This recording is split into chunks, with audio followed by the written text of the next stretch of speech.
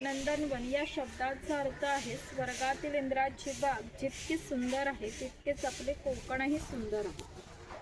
ही गुहा काळाचे प्रतीक आहे। गुहेच्या अलीकडे आहे वर्तमान काळ। 500 वर्षापूर्वी कोकणी माणसे कशी राहत होती। गुहेतून त्यांना वाचवले।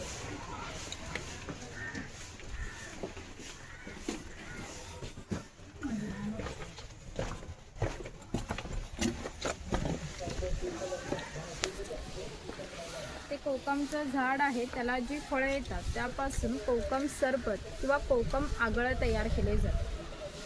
त्याच्या फळांच्या सालीपासून कोकम तयार केले जाते। इकडे अजगरचा स्टॅच्यू दाखवला आहे।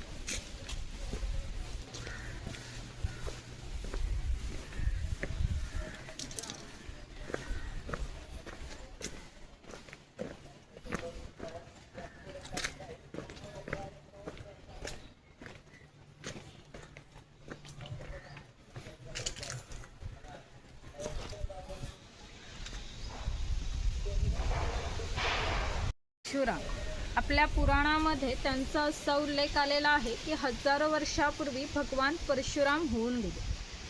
त्यांनी संपूर्ण पृथ्वी जिंकून घेतली आणि जिंकून घेतलेली पृथ्वी त्यांनी दान केली। दान केलेली कोणतीही गोष्ट आपण स्वतःसाठी वापरत नाही, परंतु त्यांना राहण्यासाठी भूमी आवश्यक होती। आपण ज्या ठिकाणी उभे आहोत त्या ठिकाणी हजारो वर्षापूर्वी समुद्र होता। त्यांनी त्याच्याशी युद्ध केले आणि त्याला 40 ते 50 रोड बांधला आहे। त्याला कोकणी भाषेमध्ये पाखाडे असे म्हणतात। पूर्वी अशा पाखाड्या ग्रामदेवतेकडे जाण्यासाठी बांधल्या जात असत। आपण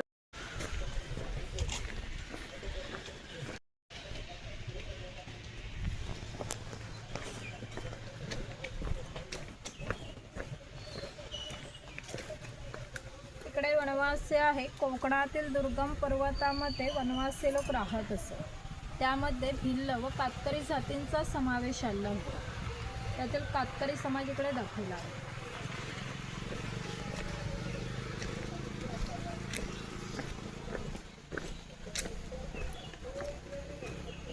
इकडे वाघ आणि वाघाची गुहा दाखवली आहे। या बाजूला गाव शिकार दाखवले आहे।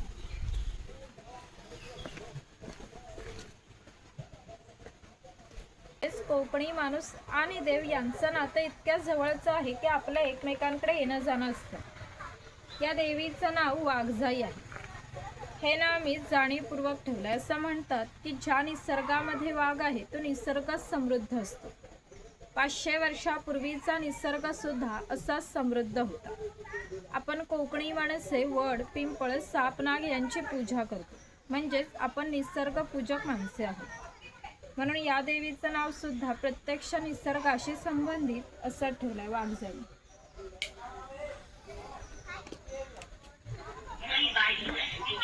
गाराने लावला हात जोडायचा नाही, होय मारायचा देव असं म्हणतात की कोकणात भरपूर भूत असतात, तर कोकणवासियांची अशी श्रद्धा आहे की हा देव त्यावर नियंत्रण ठेवतो। म्हणून याला शिमग्याच्या वेळी गाऱ्हाणे घातले जाते, तसेच पशुबळी सुद्धा दिले जातात। इकडे वीरगळ आहे, वीरप्राप्ती लोकांचे प्रतीक।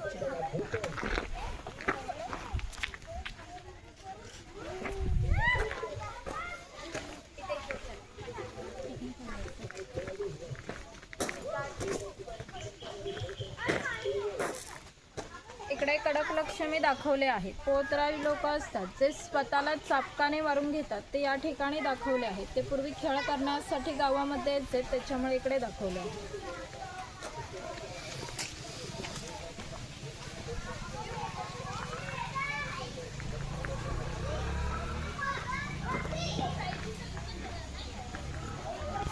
इकडे कोळी समाज आहे। कोळी समाजाची लोक समुद्राच्या इतकी जवळ राहतात की समुद्राच्या भरतीचे पाणी त्यांच्या घराला लागून जाते। एवढी छोटी होडी घेऊन हे कोळी लोक 8 ते 10 तास खोलवर समुद्रामध्ये मासेमारी करतात आणि पहाटेच्या वेळी घरी परततात।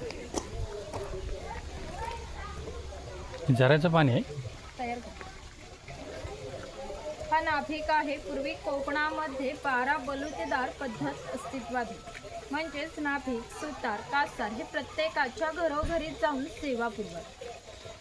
त्या बदल्यात त्यांना पैसे नव्हे तर केवळ धान्य मिळत। म्हणजेच एका नाभिकाला एका कुटुंबातील पुरुषाचे घरी जाऊन केस व दाढी करण्यासाठी वर्षभरासाठी 4 पायली म्हणजे आत्ताचे 8 किलो धान्य मिळत असते. एवढ्या अल्प मोबदल्यात ही लोक समाजाची सेवा करत असतात. आमच्या नाभिकाविषयी आणखी थोडा मजेशीर वर्णन आमच्या लोकसाहित्यामध्ये आढळतात. असं म्हणतात की गावातील प्रत्येक गोष्ट ही नाभिकाला माहीत असते आणि नाभिकाला माहीत असलेली प्रत्येक गोष्ट गावभर होती. आता तुम्ही आलात, ही गोष्ट ज्या अर्थी नाभिकाला समजली त्या अर्थी ती पुन्हा गावाला समजली. आमचं सगळं गाव तुमच्या स्वागतासाठी उत्सुक आहे. प्रथेप्रमाणे आपण आधी खोतांच्या घरी जाऊ, मग गावात फेरफटका मारू.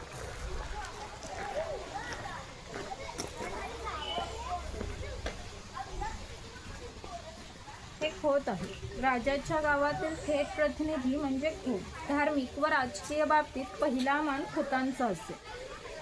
खोत गावचे प्रमुख असत. गावात न्यायदान करणे, महसूल गोळा करणे, कायदा व सुव्यवस्था सांभाळणे इत्यादी कामे खोतांची असत.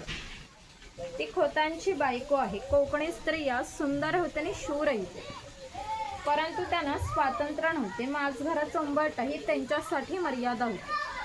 ती खोतांची 2 मुले आहेत. ते आपला परंपरागत खेळ सोंगट्या खेळत आहेत. हाच खेळ महाभारतात धर्मराज आणि दुर्योधन यांच्यामध्ये द्युत या नावाने खेळला गेला. हस्तिदंती फासे असतात किंवा शंखांच्या कवड्या असतात. त्या टाकून विशिष्ट प्रकारचे दान मागितले जाते व त्यानुसार सोंगट्या पुढे मागे सरकवून हा खेळ खेळला जातो. घराची रचना पहा. खोत ज्या उंचवट्यावर बसते त्याला ओटी म्हणतात. गावातील मान्यवर लोक ओटीवर बसत असत. समोर आहे ती पडवी. सर्वसामान्यांनी पडवीला बसायचे. खोतांच्या उजव्या बाजूला आहे देवघर. खोतांच्या डाव्या बाजूला स्वयंपाकघर. खोतांच्या मागे आहे माझघर म्हणजे पूर्वीची बेडरूम. घराचे छप्पर पहा. वरती छोटे छप्पर, मध्ये गॅप, त्याखाली मोठे छप्पर.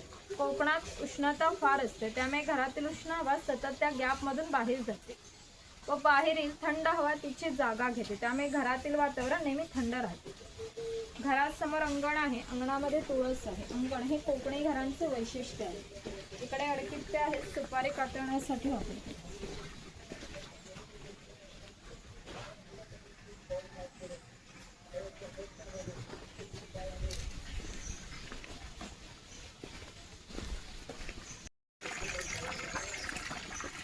इकडे पाटाच्या पाण्यावरती लहान मुलाला खेळताना येतं.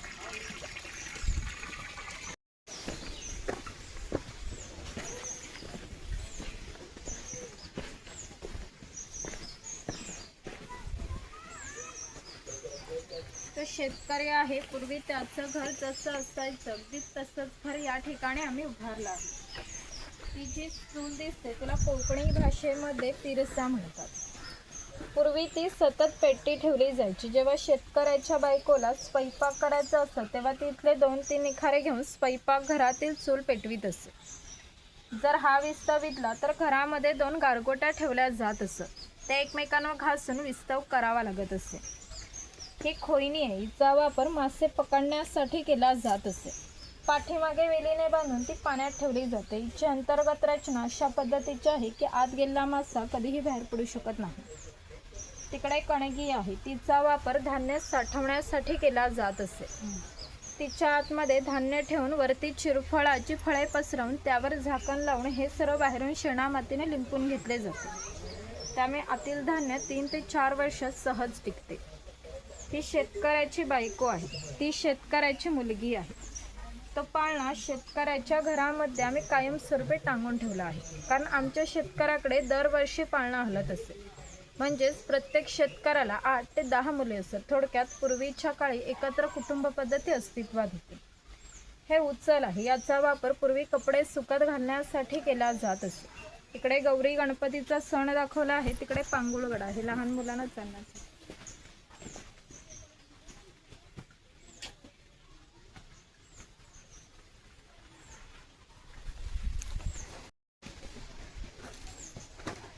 इकडे कुंभार आहे. गावातील मातीशी संबंधित सर्व कामे हा कुंभार करीत असते. गणपतीचे दिवस झाले की लाल मातीचे गणपती तयार करून देणे, उन्हाळ्याला की मातीची मडकी तयार करून देणे, दिवाळीच्या वेळेला पणत्या तयार करून त्या प्रत्येकाच्या घरोघरी नेऊन पोचवण्याचे काम हा कुंभार करीत असते. हे सफेद रंगाचे मडके आहे ते माडी काढण्याचे मडके आहे. कोकणामध्ये नारळाची झाडे मोठ्या प्रमाणात असतात. त्यांना नारळण्याआधी पोळी येते, तिला आडवा काप दिला जातो, बाजूने विशिष्ट प्रकारचा झाडपाला लावला जातो. तो पाला आतील माडी शोषून घेतो व थेंब थेंब गळणारी माडी हे मडके वरचेवर लावून त्यामध्ये साठवली जाते. माडी काढण्याचा व्यवसाय अजूनही व्यवस्थित चालू आहे. सोनार हा गावातील महत्त्वाचा घटक होता. गावातील महिलांना लागणारे दागिने व विविध देवतांना लागणारे दागिने बनवून देण्याचे काम हा सोनार करीत असे. त्याच्या या अप्रतिम कलाकुसरीमुळे या दागिन्यांना जगभर मागणी होती. शिमगा, नवरात्र व अन्य वेळी ग्रामदेवतेला दागिने घालण्याचा मान या सोनाराचा असतो.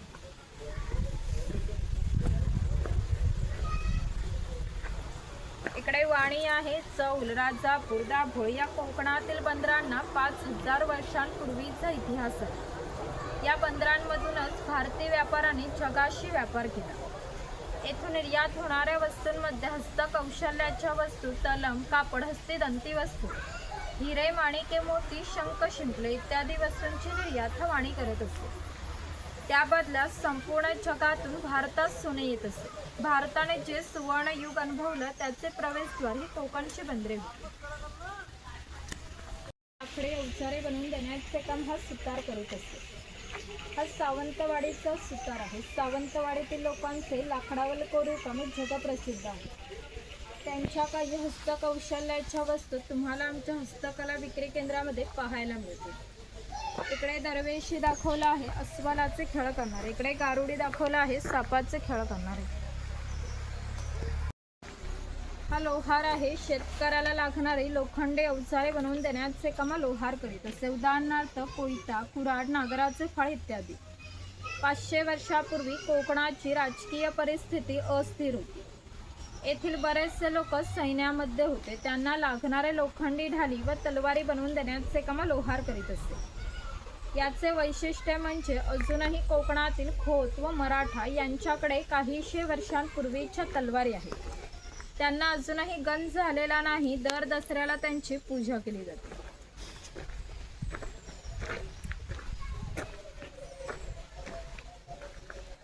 हा तेलिया. पूर्वी कोकणी माणसे जेवणामध्ये खोबरेल तेलाचा वापर जास्त प्रमाणात करत असत. हा तेलाचा घाणा आहे.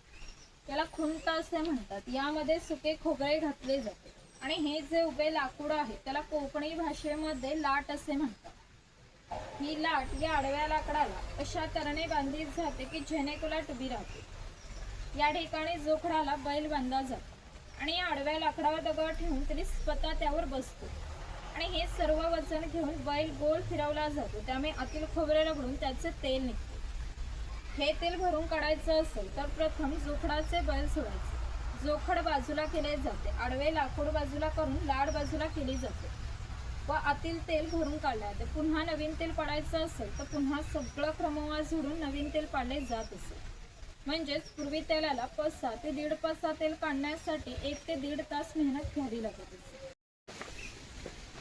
हा बुरुड समाज आहे. पूर्वी प्रत्येक व्यवसाय हे जातीने होते. व्यवसाय निवडीचे स्वातंत्र्य नव्हते. प्रत्येकाला आपल्या जातीचाच व्यवसाय करावा लागत असे.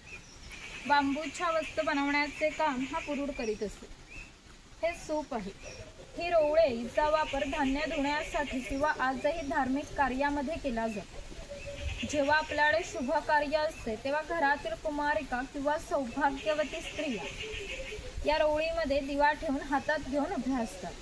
शुभ कार्य पार पडण्यापूर्वी जर हा दिवा विझला तर कार्य अशुभ मानले जाते. अजूनही आमच्यात चाकरमान्याचे जर मुंबईला लग्न असेल तर रोवळी गावावर मुंबईला पाठवले जाते. मुंबईमध्ये सर्व वस्तू मिळतात पण रोवळी मिळत नाही.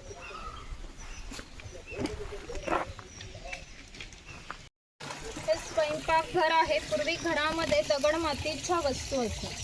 ते जे जातणीसारखं दिसते त्याला घिरट असे म्हणतात. जातणीमध्ये धान्य दळून निघते. घिरटामध्ये भात घातले जाते. अख्खा तांदूळ बाहेर निघतो व कोंडा बाजूला होतो. हे शेवयाचे लोखंडी यंत्र आहे. शेवयाचे लाकडी यंत्र उचलायचं आणि प्रेस करायचं. हे मोदक पात्र आहे. पूर्वीचा कोकणी कुकर. यामध्ये खाली पाणी ठेवले जाते. या चाळणीवर केळीचे पान ठेवून तर मोदक ठेवले जातात. झाकण लावून मोदक पात्र चुलीवर ठेवले जाते. आतील मोदक शिजून निघतात. हे पुरणी यंत्र आहे. यामध्ये शिजवलेली डाळ घातली जाते व हे रॉड दोन्ही बाजूने उलट सुलट फिरवले जातात आतीळ डाळ वाटून निघते, याच्या गोड पुरणपोळ्या बनवल्या जातात.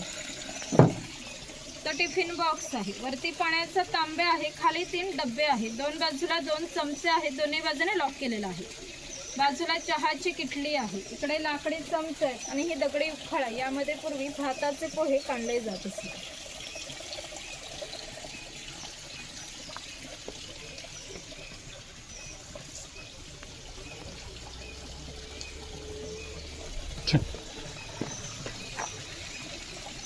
चल गाडी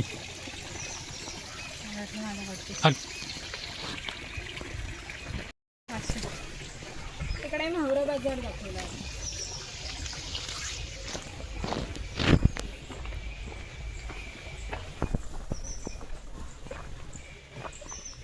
इकडे कासार आहे. मघाशी सांगितल्याप्रमाणे 12 बलुतेदार प्रत्येकाच्या घरोघरी जाऊन सेवा पुरवत.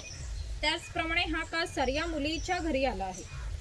पूर्वी कोकणामध्ये मुलींची लग्ने वयाच्या 8व्या किंवा 10व्या वर्षी होत असत.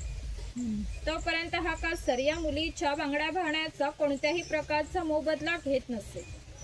ज्यावेळी या मुलीचे लग्न होई तेव्हा या मुलीचे वडील या कासाराला एक छोटासा सोन्याचा दागिना देत असत. या व्यतिरिक्त कोणत्याही प्रकारचा मोबदला लोकांना मिळत नसे. म्हणजेच हा कासार या मुलीला 8 ते 10 वर्ष क्रेडिट देत असे. म्हणजेच पूर्वीची समाज रचना एकमेकांच्या विश्वासावर आधारलेली होती. थोडक्यात 12 बलुतेदार आपले काम कोणत्याही नफ्या तोट्याचा विचार न करता केवळ कर्तव्य म्हणून करत असत.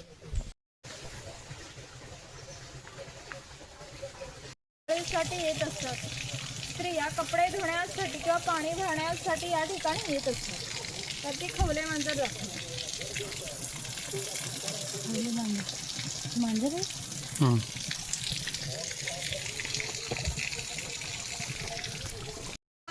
चामड्याच्या वस्तू बनवून देण्याचे काम हा चर्मकार करीत असे. याच्या जोडीला आणखी एक प्रसंग सांगतो की जो 500 वर्षापूर्वी घडला.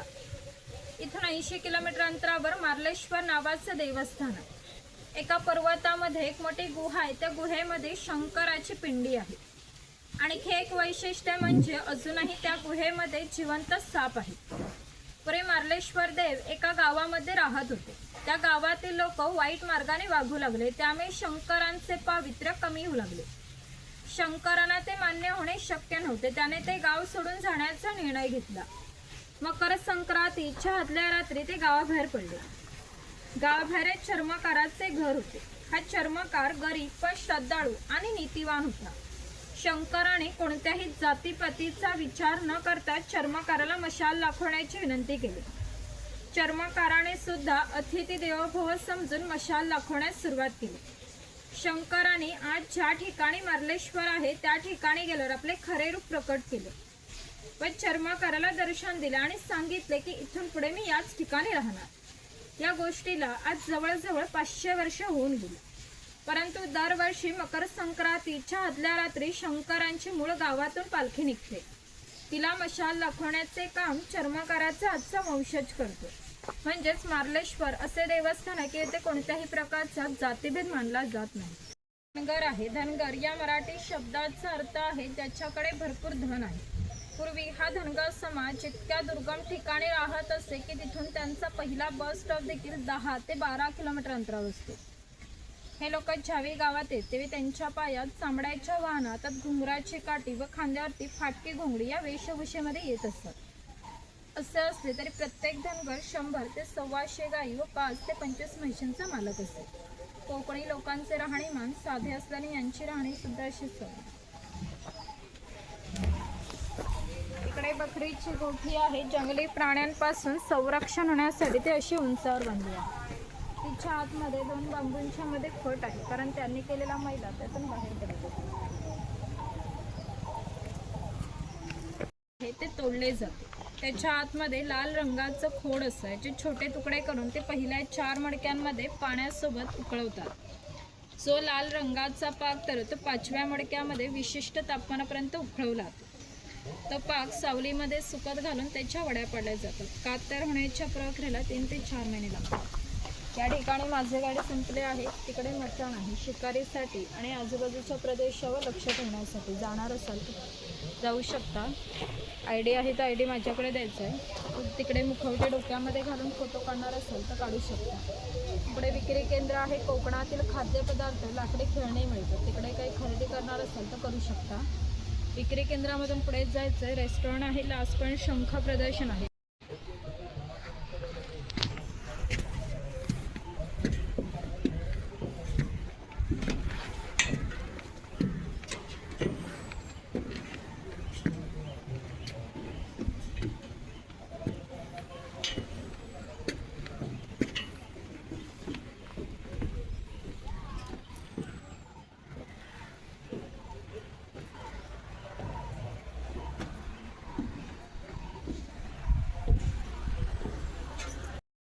जयगड